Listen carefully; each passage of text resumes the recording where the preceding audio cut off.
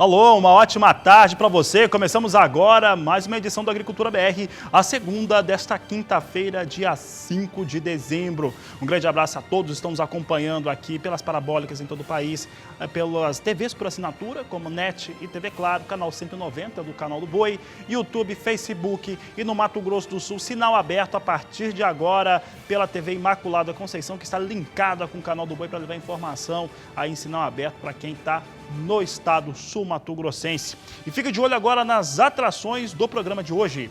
No programa de hoje você vai saber como é que vem o mercado do café, entrevista exclusiva com um dos principais traders do país, que vai falar a respeito de preço de café e de comportamento de mercado. Você tem também aqui uma entrevista, acabei de fazer, estava lá no Sebrae, conversando com um consultor de empresas, que é um advogado, falando o que é necessário para as empresas agropecuárias conseguirem recursos e investimentos de capital externo, capital estrangeiro. Você vai acompanhar aqui no Agricultura BR como é que vem se comportando o mercado da soja, com um destaque especial para os números apresentados há pouco pelo Departamento de Agricultura norte-americano em relação às suas vendas e exportações. A Agricultura BR traz para você mercado físico, mercado futuro e começamos como normalmente temos começado, falando a respeito de boi. E olha, os detalhes de hoje ficam em torno daquilo que temos abordado durante a semana. Nós vamos trazendo todos os dias uma entrevista especial aqui. Nós já trouxemos o Alcides Torres, também o Maurício Nogueira, Alcides Torres da Scott, o Maurício Nogueira da Atenagro, do Rally da Pecuária, o Leandro Bovo da Radar Investimentos. Nós vamos ter a participação amanhã do Veloso, que participa através da Alsocom, falando um pouco a respeito do que vem acontecendo na opinião da Associação dos Confinadores. Mas hoje nós vamos trazer alguns números que mostram principalmente o que o Leandro Bovo vinha apresentando na sua entrevista concedida ao vivo aqui no Agricultura BR nesta última quarta-feira, em relação a comportamento de preços. Para falar a respeito desta situação, nós trazemos em destaque agora duas regiões importantes produtoras do país. O sudeste do Mato Grosso, que engloba ali principalmente Rondonópolis, e também a capital do Mato Grosso do Sul, Campo Grande. Vamos aos números então. Nós temos aqui primeiramente sudeste do Mato Grosso. Você vê aqui o comportamento de preços nos últimos 30 dias. Em 5 de novembro, eram R$ 153,00 o valor da arroba. No dia 11, R$ 157,50. Dia 18, R$ 177,50. Dia 25, R$ 190,00 o valor da arroba do boi gordo. Dia 29, atingiu R$ 199,00 e valores médios. Nesse dia 5, vem para R$ 197,00 o valor da arroba, um valor médio encontrado. Tem uma pressão ocorrendo sobre os valores de arroba no país inteiro neste momento. O pecuarista sabe disso muito bem. Há valores encontrados fora dessa média, tanto para cima quanto para baixo. O produtor rural está muito atento a essas questões. O pessoal vai sempre marcando aqui por quanto vendeu. A gente considera aqui os valores, mas sempre lembrando que trazemos aqui os números da Scott, que é uma média geral do que vem ocorrendo nas regiões avaliadas, pesquisadas. Campo Grande é a segunda área que nós trazemos aqui, Campo Grande, Mato Grosso do Sul. Você acompanha comigo como é que vem a disposição de valores. Chama atenção os picos de preço de Campo Grande e que no valor do dia de hoje está igual de Rondonópolis. Isso é muito raro acontecer em relação ao Mato Grosso do Sul e Mato Grosso, apesar de ser o sudeste do Mato Grosso que nós estávamos destacando. Mas Campo Grande, no Mato Grosso do Sul, tinha no dia 5 de novembro R$ 161,50, no dia 11, R$ 165,50, dia 18, valor médio de R$ 177,50.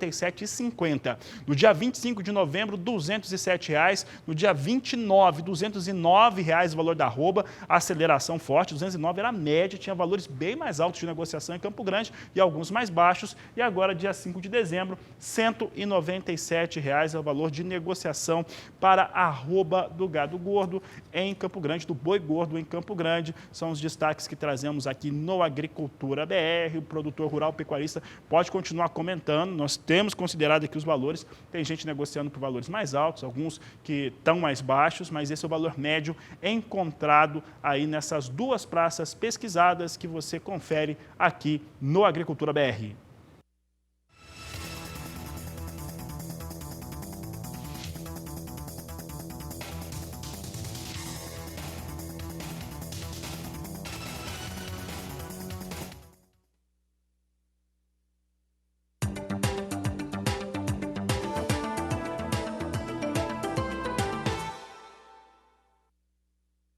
O tema por aqui no Agricultura BR agora é soja. E olha, tá chovendo uma barbaridade, mas chove uma barbaridade no Mato Grosso do Sul. Parece que choveu ontem e hoje, choveu o suficiente para quase todo o valor estimado para o mês de dezembro. Choveu muito mesmo, assim como chove muito em Minas Gerais. Por que eu estou comentando as chuvas? Porque eu vou falar, pessoal que está acompanhando e está no Mato Grosso do Sul, está vendo essa chuva toda. Mas antes, período anterior, houve uma estiagem muito forte. As chuvas demoraram para vir, as chuvas de primavera demoraram para vir, ficaram muito esparsas e isso acabou atrasando bastante a semeadura da soja. O atraso da semeadura da soja atrasa, evidentemente, a colheita, que vai atrasar o cultivo da segunda safra. Você vai ver como é que está a avaliação da AproSoja na reportagem de Rosa Cabral.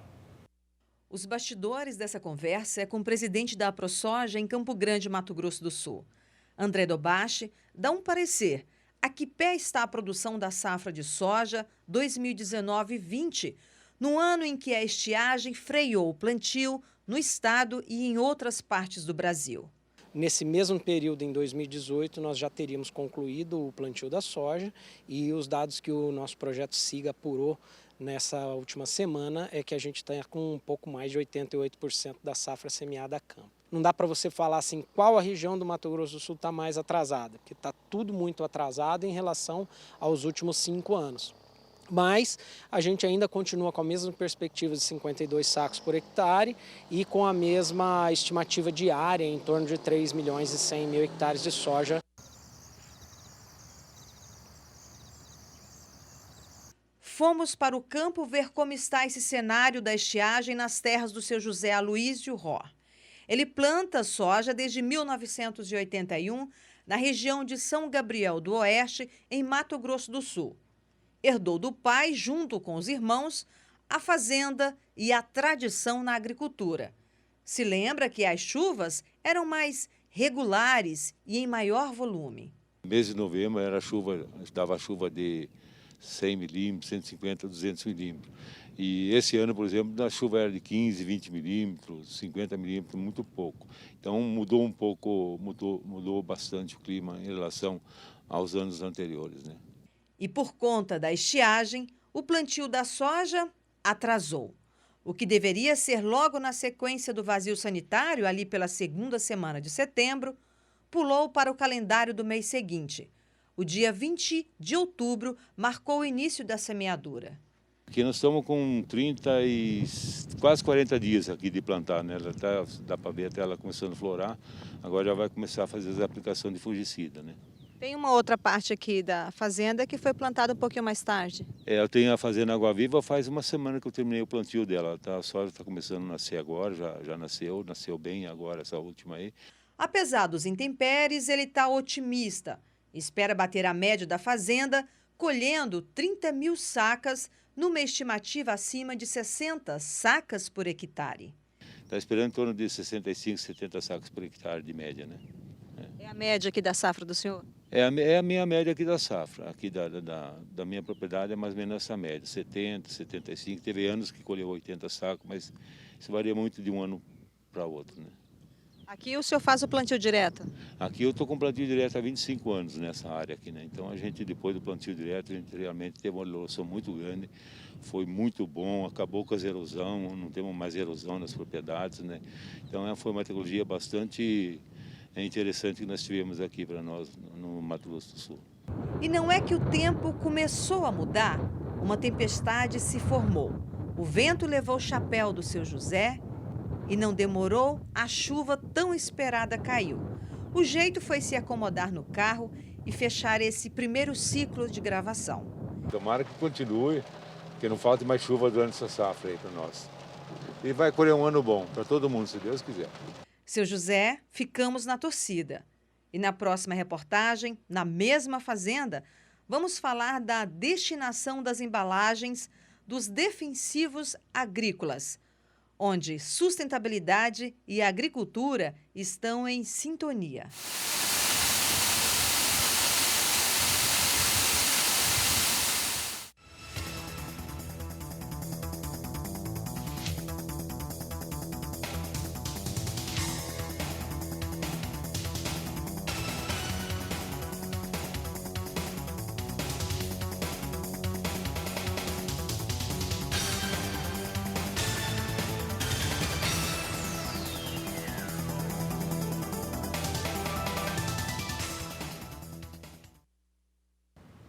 Agricultura BR de volta, hoje é quinta-feira e como tradicionalmente acontece, o Departamento de Agricultura norte-americano divulgou seu relatório de vendas e exportações. Trouxe um número aí acima de 600 mil toneladas comercializadas na semana, encerrado no último dia 29 de novembro, um volume abaixo do que acontecia na semana anterior e também comparado à média das últimas 4 semanas. Entretanto, dentro daquilo que os analistas e os traders esperavam para as vendas nesta última semana. O principal destino foi China, comprou mais da metade, um pouco mais que a metade desse volume que foi divulgado pelo Departamento de Agricultura norte-americano, que você vê comigo agora na tela. Olha só, como é que ficaram os dados de vendas de exportação. Venda semanal de 683.800 toneladas. Na safra, os norte-americanos totalizam 25.940.000 toneladas. A meta de exportação norte-americana é de 48.310.000 toneladas, de acordo com o próprio Departamento de Agricultura norte-americano, no último relatório de oferta e demanda apresentado em novembro. O Agricultura BR agora fala a respeito de Bolsa de Chicago, que acaba tendo essa influência das vendas que nós acabamos de ver, mas o grande fator que tem colocado aí questões, traz uma expectativa, tira expectativa, o mercado vive muito desse tipo de colocação que acaba sendo ventilada e aí traz o mercado para cima ou para baixo, em relação a um possível acordo entre Estados Unidos e China. Já tem ficado muito claro entre alguns analistas de política que não deve ter um acordo mais amplo entre os países.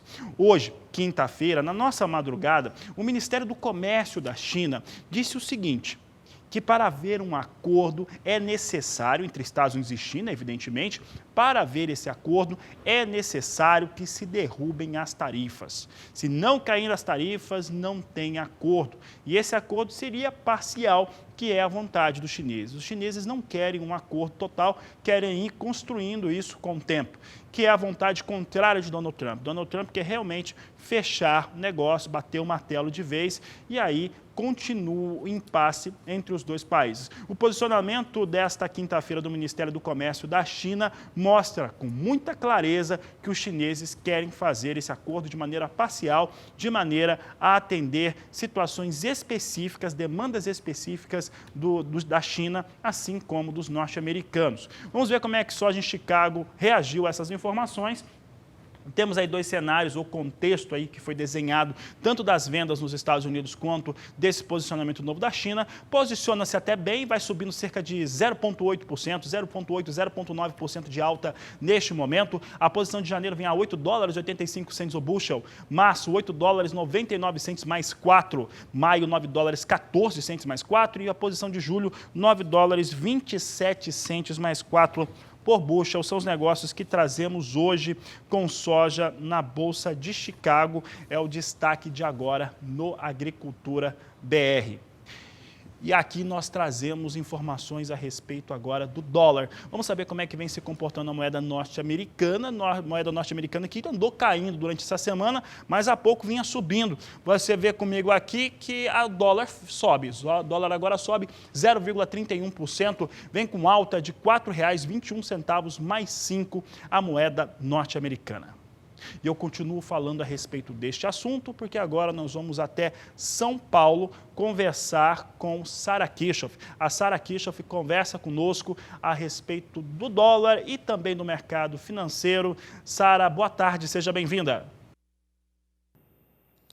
Muito obrigada, Fabiano. Boa tarde para você, boa tarde a todos. Pois é, o mercado financeiro hoje está sem uma tendência muito clara, viu? Está esperando aí alguma notícia concreta em relação às negociações de China e Estados Unidos. Como você comentou há pouco, né, Fabiano, um representante do comércio chinês disse que para os Estados Unidos pensarem na assinatura, pelo menos de uma primeira fase de um acordo comercial, os Estados Unidos precisam pelo menos reduzir as tarifas impostas aí sobre produtos chineses. Então essa novela continua. Novela que começou em março do ano passado, já teve aí vários novos capítulos, mas nenhum deles que tenha trazido até esse momento a uma assinatura de fato, a um acordo comercial, pelo menos parcial, entre as duas maiores economias do mundo. O mercado fica aí à espera de notícias mais relevantes em relação a esse assunto.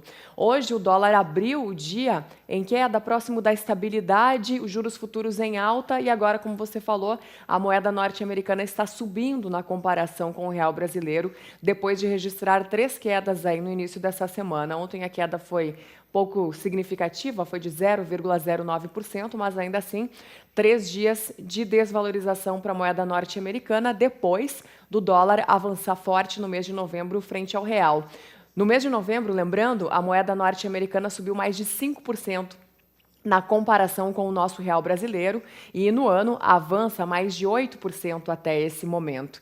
Bom, enquanto o dólar hoje está em alta, o índice Bovespa, principal índice da Bolsa de Valores de São Paulo, também está em alta. A valorização aí do Ibovespa nesse momento é de 0,31% e o Ibovespa opera acima dos 110 mil pontos, depois de ter batido um recorde histórico ontem, recorde de fechamento, sempre lembrando, nominal e não real, porque ele não considera a inflação. Ainda assim, Ibovespa em alta, Bolsa de Valores em alta nesta quinta-feira. O mercado, os investidores dizem que o mercado ainda está digerindo aquela questão da frustração com o fluxo externo, com o leilão lá do pré-sal, o que aconteceu há alguns dias. O mercado ainda não digeriu muito bem isso, mas fora isso tem dados positivos essa semana, lembrando, em relação ao PIB, ao Produto Interno Bruto, a soma de todos os bens e serviços do país, que veio, esse número do trimestre, veio acima do esperado pelo mercado, o que deve trazer também ajustes na próxima semana no relatório Focus divulgado pelo Banco Central. Então, tem dados não tão positivos, dados positivos, e o mercado vai refletindo a tudo isso. Mas hoje, de fato, o sinal no mercado financeiro, a tendência não está muito clara até esse momento. Mas mais tarde a gente volta trazendo todas as atualizações do mercado financeiro. A gente volta no Agricultura BR e volta também no Mais Pecuária mais tarde. Fabiano, é com você. Tá certo. Sara, obrigado pela participação. O Agricultura BR segue falando agora de soja. Você viu como é que vem soja em Chicago, comportamento da moeda norte-americana, o dólar. Vamos saber agora como é que vem soja no Porto. É o que você acompanha comigo agora. Eu tenho na tela os números da Grãos Corretora. Agora sim eu tenho na tela valores de R$ 89,00 por saca de 60 quilos em Santos e Paranaguá. Os portos vão repetindo os valores desta semana, sem muita alteração, mantendo R$ 89,00 a saca. É relevante lembrar que não tem soja no Brasil, praticamente não tem milho também, podemos colocar assim, mas soja seguramente não tem e faz com que nós tenhamos aí um mercado muito disputado pela oleaginose. O Brasil tem pouquíssima soja ou não tem soja mais para qualquer tipo de negócio. A Agricultura BR vai para o intervalo comercial. Daqui a pouco nós vamos falar com um operador de mercado que está em Nova York. Ele vai falar sobre preços, vai falar sobre mercado futuro, sobre estoques também em relação ao café arábica. São temas de logo mais aqui no Agricultura BR.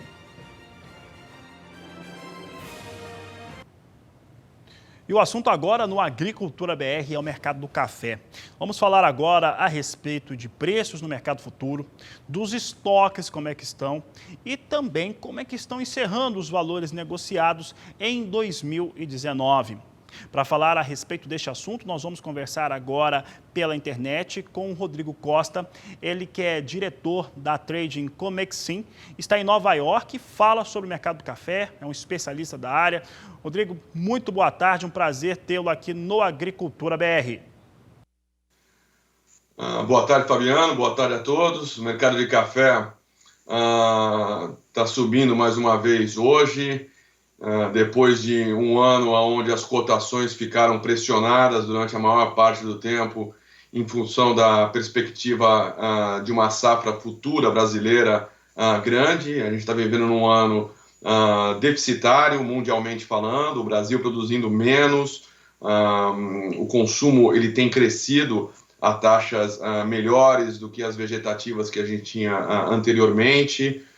Os estoques estão em níveis relativamente confortáveis, os agentes estavam acreditando que as cotações poderiam continuar caindo, principalmente porque o Brasil tem um potencial de colher uma safra recorde em 2021, ou seja, a partir de julho do ano que vem, e por causa disso os fundos acabaram montando uma posição vendida bastante grande. Acontece que de outubro para cá, os fundos começaram a cobrir essa posição vendida, e o mercado teve uma apreciação do meio de outubro até agora em nada mais, nada menos do que 30%, ou seja, é bastante significativa, não existiu nenhuma mudança tão grande no que é referente ao fundamento.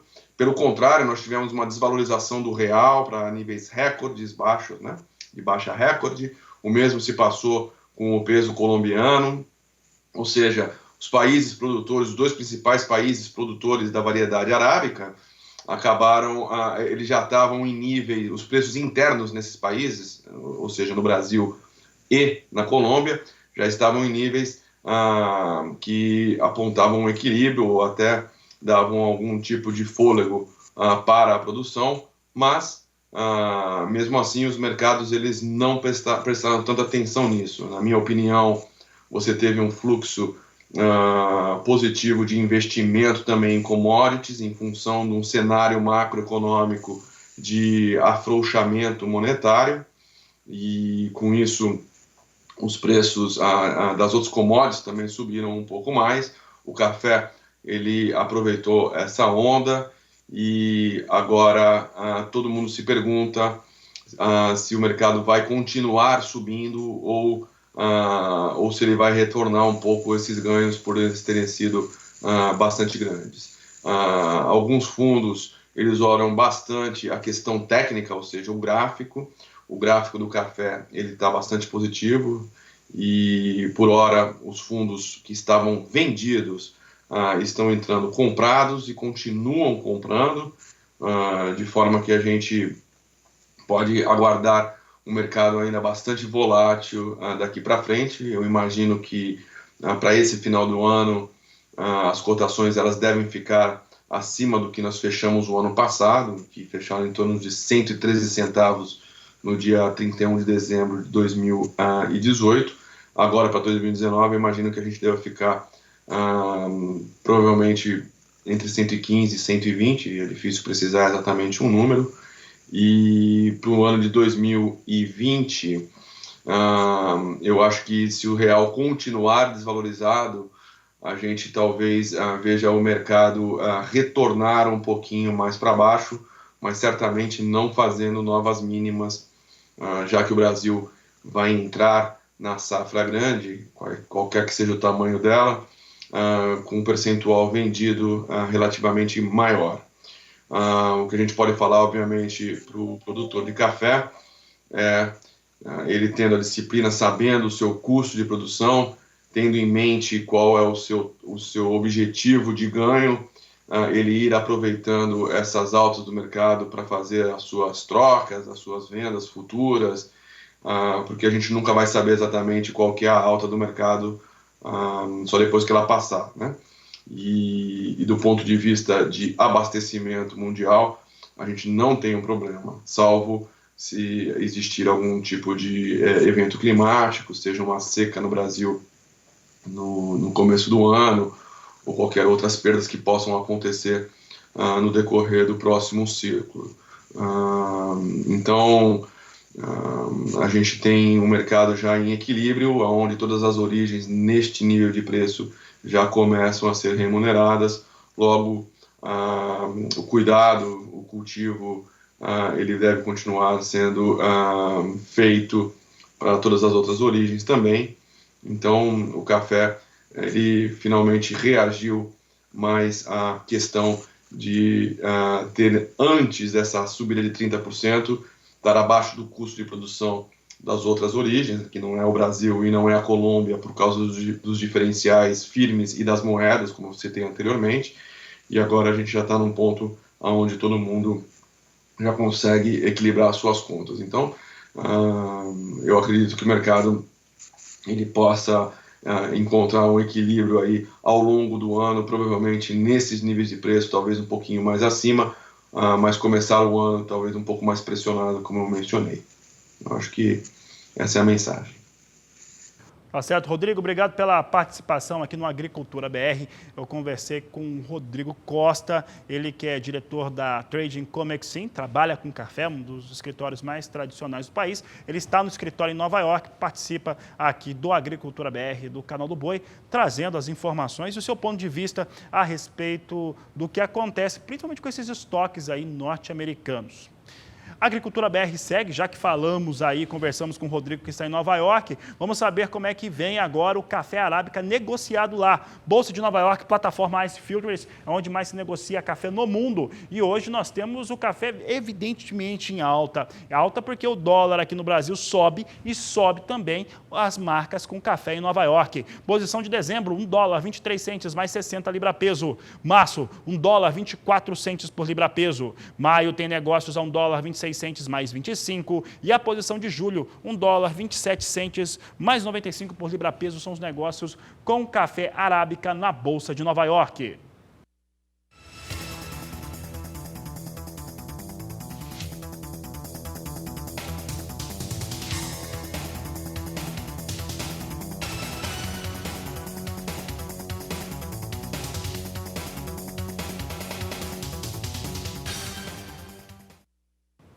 O assunto segue sendo café, agora café robusta, negócios lá em Londres, referências para o Conilon aqui no Brasil. Veja só como é que vem o robusta agora, também ganha hoje, posição de janeiro, sobe 1,6%, vem para $1.369 a tonelada. Março, $1.390 a tonelada, 1,43% de alta. Maio, 1.407, elevação de 1,42%. E julho, $1.425 com alta de 1,40%. São os negócios com café robusta na Bolsa de Londres.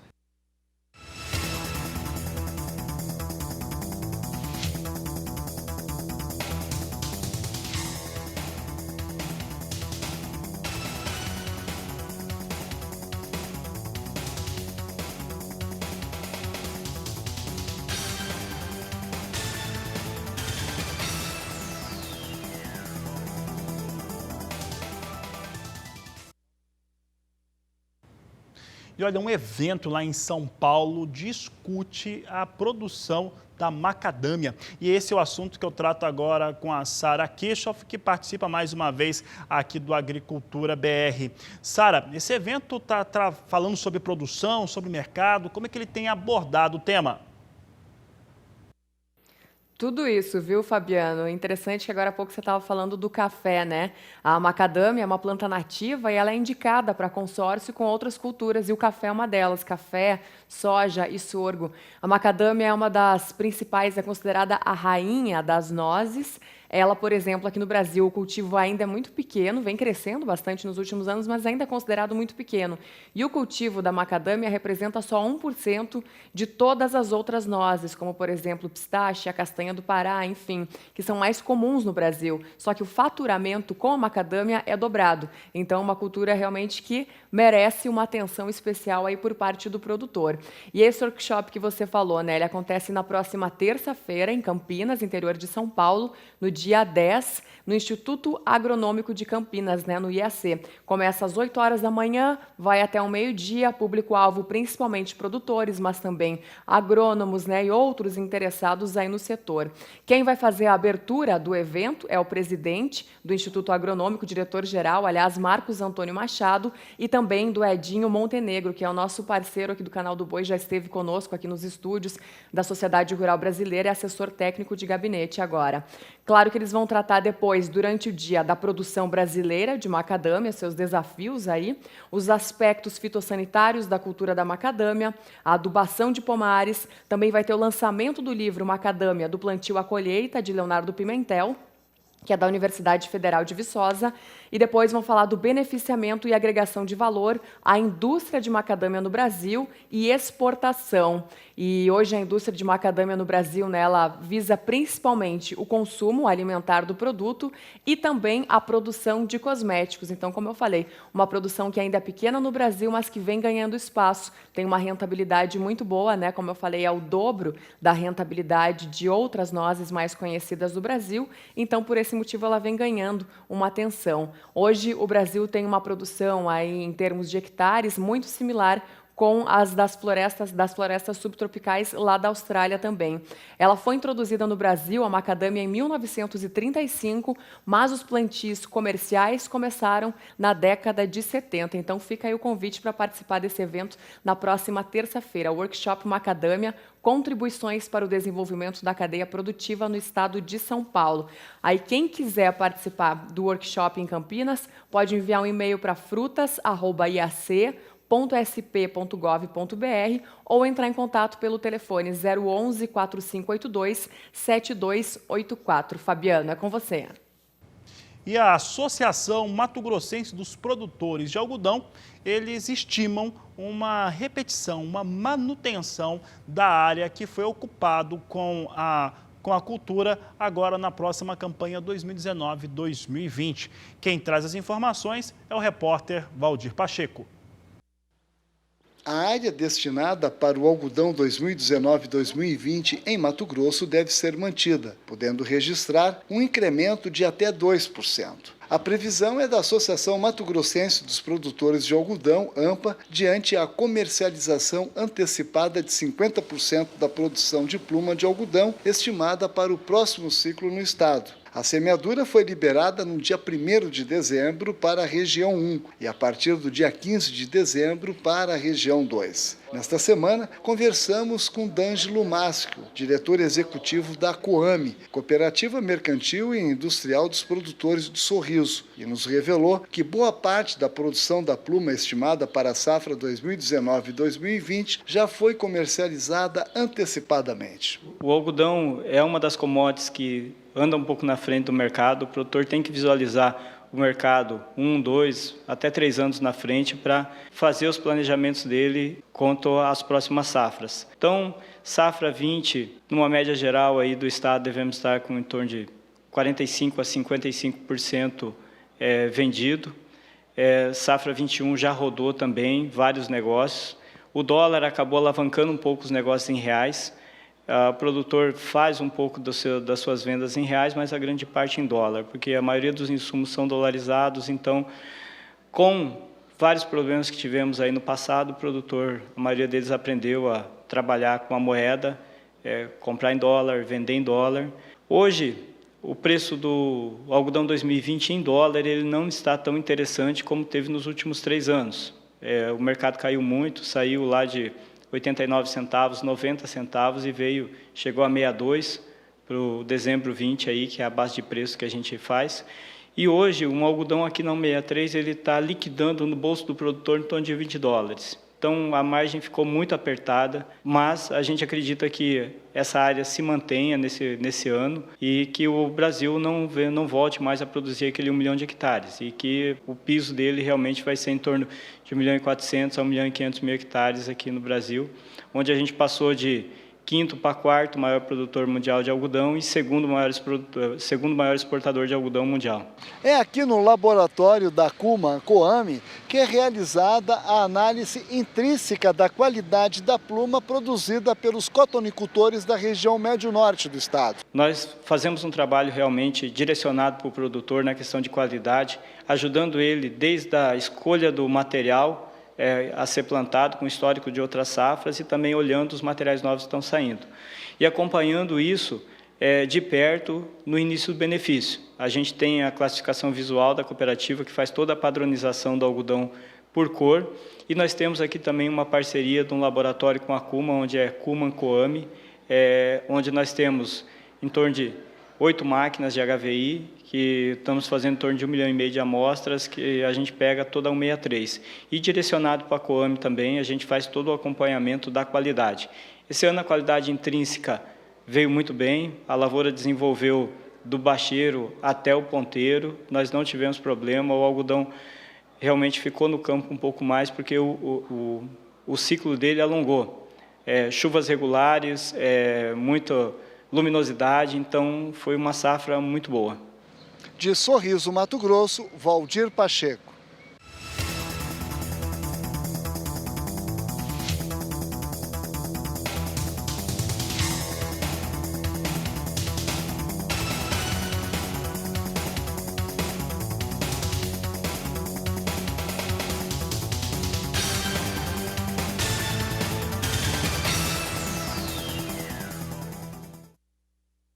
Agricultura BR de volta e daqui a pouco você vai ter informações a respeito do Dia Mundial do Solo. Hoje é um dia especial e quem acompanha e que trabalha no campo sabe muito bem da importância que se tem o solo para o desenvolvimento da agricultura e também da pecuária. Olha, eu vou agora trazer para você uma entrevista que eu acabei de realizar. Nós estávamos lá na sede do Sebrae, aqui de Campo Grande, no Mato Grosso do Sul, e eu conversava com um consultor de empresas da área de direito a respeito de como que empresas agropecuárias elas podem conseguir se estabelecer, se estabilizar para ter investimento de capital estrangeiro. É a entrevista que você acompanha agora no Agricultura BR.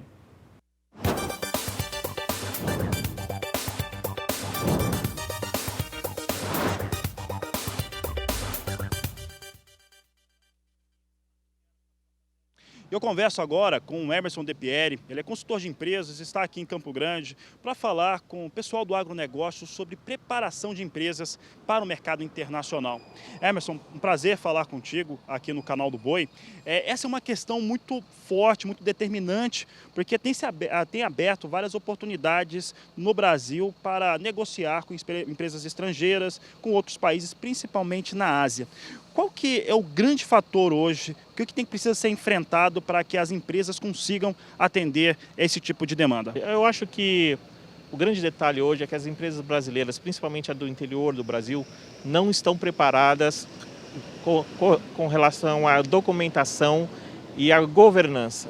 Hoje o mercado internacional olha muito a estruturação da empresa, ou seja, financeiro, a parte de sustentabilidade e também a parte de objetivos. E toda vez que a gente recebe uma proposta de empréstimo, é impressionante o nível de falta de conhecimento com relação a finanças e como pedir o dinheiro às empresas internacionais. Então o que a gente está mostrando hoje aqui em Campo Grande é como fazer esse planejamento, como trazer a sustentabilidade, informações contábeis, governança e etc., para uma proposta a ser levada ao exterior. Emerson, hoje nós temos observado, e bastante, grupos de investimento estrangeiros com recursos a juros muito baixos, e inclusive no cenário internacional a juros zero, interessados em investir no agronegócio.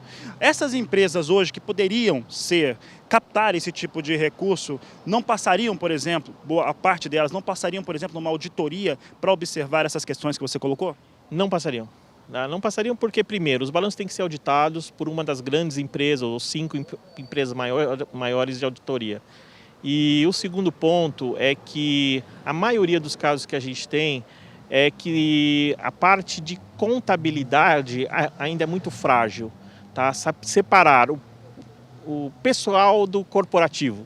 Esse é o primeiro grande dilema. E o segundo ponto é saber aonde é que a pessoa quer chegar com o negócio dela, né? Linhas de crédito com taxas de juro baixo e etc. existem. O que falta são bons projetos com qualidade, quantidade e credibilidade. Qual que é o fator cultural que faz com que essas empresas aqui no Brasil, muitas delas de origem familiar, acabam deixando de lado esses fatores contábeis que podem lançá-las para um patamar muito melhor do que elas estão hoje? Você falou a palavra certa, é cultural do nosso país em que você tem vários tipos de balanços, um balanço interno e um balanço para bancos, etc. Isso não existe no mercado externo. Ou é um balanço ou é um balanço, tá? E esses balanços têm que estar claros, não só na parte de insumos, como na parte de informações. Se você tem um balanço que gera dúvidas, então é melhor nem sair do mercado, entendeu? Para procurar essas linhas externas. Tá certo, então, Emerson, quero agradecer sua participação aqui no canal do Boi. Eu que agradeço. E a CNA, a Confederação Nacional da Agricultura e Pecuária, divulgou um balanço que mostra como que foram as atividades, ou devem fechar as atividades, no ano de 2019. É o que você agora confere na reportagem. A estimativa foi feita pelo presidente da CNA, João Martins, no auditório onde foram apresentados os relatórios sobre o setor agro brasileiro. O produto interno bruto deve crescer 3% em 2020. A previsão de alta também para os suínos, 9,8%, pecuária de leite, 7,5% e frangos, 7%. A CNA prevê um crescimento para a pecuária brasileira de 14%, alcançando em 2020 265 bilhões de reais. Para a carne bovina, os números da CNA estimam uma expansão de 22% no valor bruto da produção. Para vocês terem ideia, há 60 dias atrás, os grandes frigoríficos já estavam recebendo $1.000 a mais por tonelada de carne. $1.000 significa $4 por quilo. Se vocês multiplicarem $4, R$4, uma arroba de boi são 15 quilos, então só aí são 60 reais. Então, esse aumento era quase que automático, sem precisar essa pressão de compra pela China. Olha, outra coisa, não é só a China que está comprando carne, não. Nós estamos vendendo carne hoje para o Vietnã, não é? Estados Unidos, nós estamos vendendo carne para os Estados Unidos. Então, é uma demanda do mundo inteiro por proteína. O superintendente da Confederação Nacional da Agricultura e Pecuária, Bruno Luque, também falou da alta da carne bovina, que, segundo ele, irá se estabilizar até janeiro. Então, na verdade, o caso da carne, ela combinou com vários fatores extremos em um único mês, né? Começando pelo lado da produção.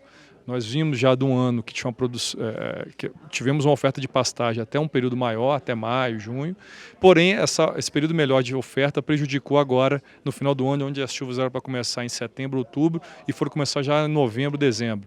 Então isso ocasionou uma redução tremenda de oferta de bovinos nesse período para o abate. Aliado ao consumo doméstico, nós tivemos aí um incremento no consumo das famílias, o próprio PIB diz isso, anunciado ontem, mostrou 0,8% de crescimento do consumo das famílias. A liberação do FGTS também foi algo que já entrou na veia para os consumidores comprarem mais carne. A carne é um produto elástico, de alta elasticidade. Se aumenta a renda da população, aumenta o consumo de carne. E tem as festas de final de ano, que onde, historicamente, o consumo sempre aumenta. Tudo isso somado ao caso da China, que está com o problema da peste suína africana, que também aumentou seu consumo ainda mais nesse período, pagando até um valor bem mais elevado em função do Ano Novo Chinês, que ocorre em janeiro. Então, o setor industrial está em feito estoques nesse período agora, de outubro e novembro. Então, juntando tudo isso num único mês, nós tivemos um pico de arroba de 230, principalmente no mercado de São Paulo, e uma carne, né, pegando e fazendo a média dos cortes dianteiro e traseiro, que vinha numa série histórica de 5 anos em torno aí de 10 a 11 reais, chegando a 14 reais. Né? Então a gente acredita que isso foi um fato isolado, né? O mercado vai se ajustar, nós tivemos informações de rede de varejistas que não está havendo consumo. Então o consumidor ele tem um efeito substitutivo, né? Ele vai voltar a consumir quando esses preços estiverem mais atrativos. O lado da oferta, a arroba não vai voltar a 150, também não vai ser de 230. Então o valor intermediário já é estimulativo para o produtor investir em tecnologia, melhorar a produtividade, e isso já tem muitos confirmandos que vão fazer. O próprio dado do crédito já mostra isso. Nós tivemos um incremento muito grande nas linhas de investimento para a pecuária, como a Inovagro e a linha ABC. Então já está mostrando que o produtor já está atrás desse recurso para melhorar seu sistema produtivo e responder com produção. Todos esses números com estimativas, prognósticos e cenários para 2020 estão disponíveis no site da CNA. De Brasília, Saulo Lopes.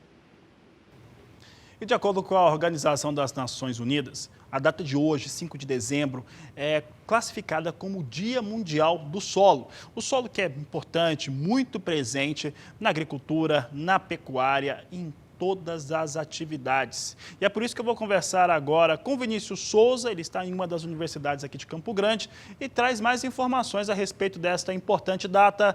Vinícius, boa tarde, seja bem-vindo.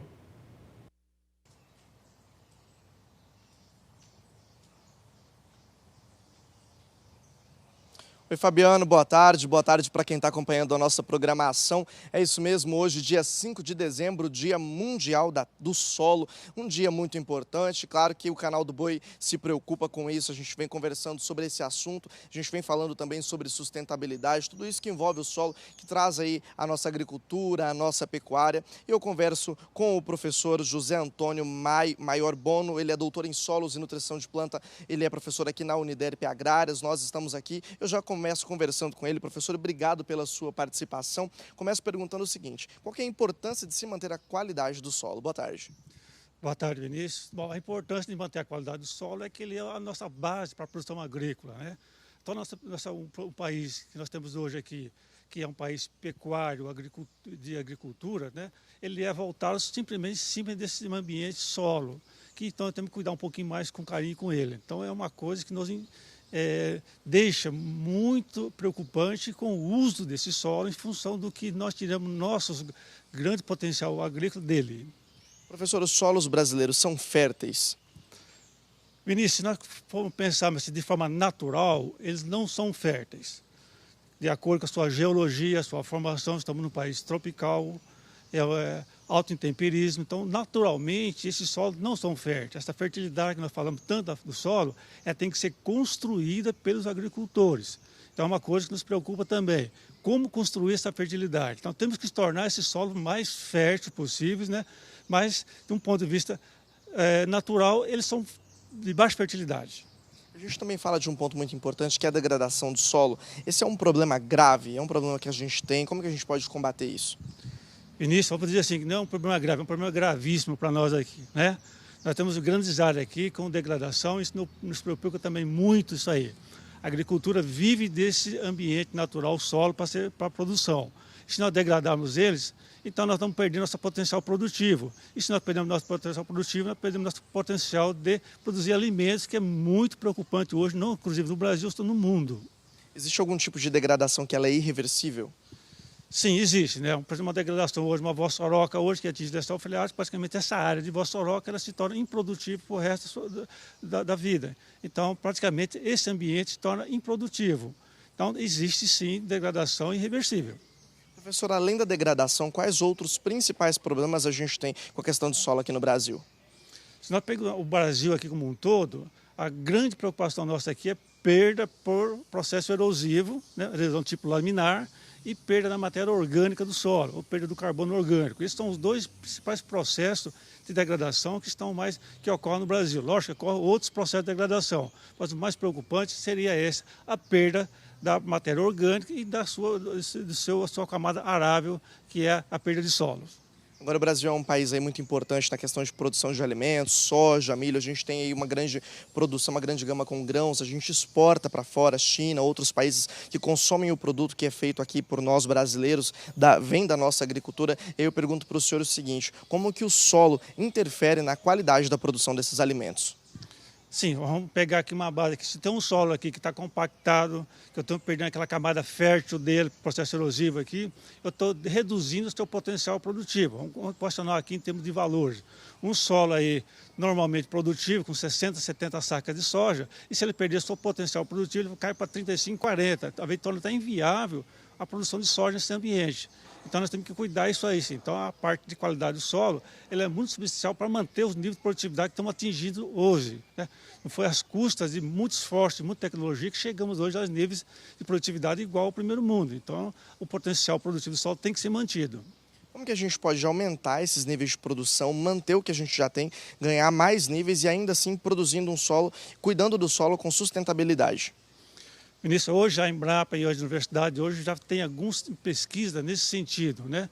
Praticamente aqui estamos trabalhando com cobertura de solo, palhada, plantio direto, são técnicas que nós temos hoje consagradas no Brasil que melhoram a qualidade do solo, né? Então hoje uma agricultura hoje sustentável é baseada hoje em forma de palhada, né? Ou seja, tem que fazer palhada para uma cultura subsequente. Nesse sentido aqui, nós temos grandes avanços hoje de tecnologia hoje no Brasil, né? E só um exemplo mais prático aqui, um milho com braquiária, é um exemplo típico nosso aqui da nossa região e que melhora substancialmente a qualidade do solo, que nós devemos incentivar aos agricultores. Agora, como que a gente devolve para o solo aquilo que a gente extraiu dele? A gente tem como devolver para o solo aquilo que saiu aqui através de adubações químicas aqui, ou orgânicas, né? Então, tudo aquilo que eu tirei do solo, do ponto de vista de nutrientes, eu tenho que devolver para não perder a qualidade dele. Aí nós temos que lançar mão de fertilizantes químicos, corretivos, adubação orgânica, né? Aquilo que nós conseguimos repor o que foi retirado. Professor, qual que é a principal preocupação quando a gente fala da questão dos solos do Brasil? O que a gente tem de dificuldade a ser enfrentado? O que a gente tem dentro desse cenário? A grande dificuldade dos nossos solos hoje é o manejo dele, né? Se nós pegarmos aqui dentro do manejo de uma agricultura, de uma pecuária, né, isso nos traz muita preocupação. Dentro da agricultura, nem tanto, que nós estamos já consagrando já um manejo, um certo já diferencial pelo valor agregado que tem a agricultura. Agora, na pecuária, não. Na pecuária, nós já temos aqui uma preocupação muito grande pela grande extensão de área que nós temos degradado na área de pecuária. Quando a gente fala de pecuária, a gente tem dados da Embrapa que apontam aí que mais de 80% das pastagens brasileiras estão em algum estado de degradação. Como que a gente pode combater esse problema? Qual que é o caminho para que a gente diminua esse número e a gente volte a ter aí uma pastagem com boa qualidade? Realmente, a pastagem nos preocupa em função de tanta área degradada, né? E a gente tem que fazer algumas intervenções aí para melhorar a qualidade do solo na pecuária. A primeira dela é o manejo de forrageira, tá? Eu não posso ter hoje uma pecuária extensiva. Eu tenho que ter uma pecuária hoje com divisão de pasto, com adubações, com calcariações, que repõem um pouquinho dos nutrientes que o boi está tirando. Então, hoje eu tenho mais uma pecuária mais extrativista, no modo geral, do que uma pecuária mais sustentável. Então, nesse caso aqui, nós temos que trabalhar o manejo da forrageira. Então, nesse caso aqui, né, é tentar repor aquilo que nós estamos tirando, além de um bom manejo de pastagem. Tá certo, então, professor, eu quero agradecer a sua participação. Eu lembro a você que hoje, dia 5 de dezembro, é o Dia Mundial do Solo. Nós viemos até a Uniderp Agrárias conversar com o professor um pouco aí sobre o nosso solo, esse bem aí que produz tantas riquezas para nós, responsável aí por produzir, por parte da produção da alimentação do Brasil. Também temos a questão de pecuária e abordamos aqui aí os pontos que a gente deve ter, os cuidados, os manejos. Tudo isso é muito importante para que a gente tenha um solo de qualidade e continue mantendo os níveis de produção do Brasil. Fabiano, volto com você aí no estúdio. Tá certo, Vinícius. Obrigado pela participação. Um grande abraço ao professor Bono. E por aqui o Agricultura BR vai para o último intervalo comercial. Daqui a pouco nós voltamos com as informações finais sobre dólar e também soja aqui no Agricultura BR. Momentos finais dessa edição do Agricultura BR. Vamos conferir agora como é que vem os negócios com soja na Bolsa de Chicago. Você acompanha comigo, soja vindo em alta nesta quinta-feira, alta de 0,8%, 0,84% nas posições de curto prazo. Janeiro vem com 8,84, mais 4 por bushel. Março, $8,99 o bushel, quase 9, quase retomando o piso de $9. Maio, $9,13 mais 6. E a posição de julho, a $9,27 mais 2 por bushel, são os negócios no momento com soja na Bolsa de Chicago. Destaque agora para a moeda norte-americana, o dólar que depois de 3 dias consecutivos de queda, hoje vinha subindo. Vamos saber se essa alta continua para a moeda norte-americana. Continua assim, só que é uma alta menos vigorosa que nós tínhamos na abertura do programa. Nós temos agora a elevação para o dólar em 0,20% a R$ 4,21. São as notícias finais dessa edição do Agricultura BR, que volta logo mais, volta às 16 horas no horário de Brasília, porque você já sabe, este é o Agricultura BR, a inteligência, a transparência do agronegócio, sempre com você. A todos uma excelente tarde e até mais.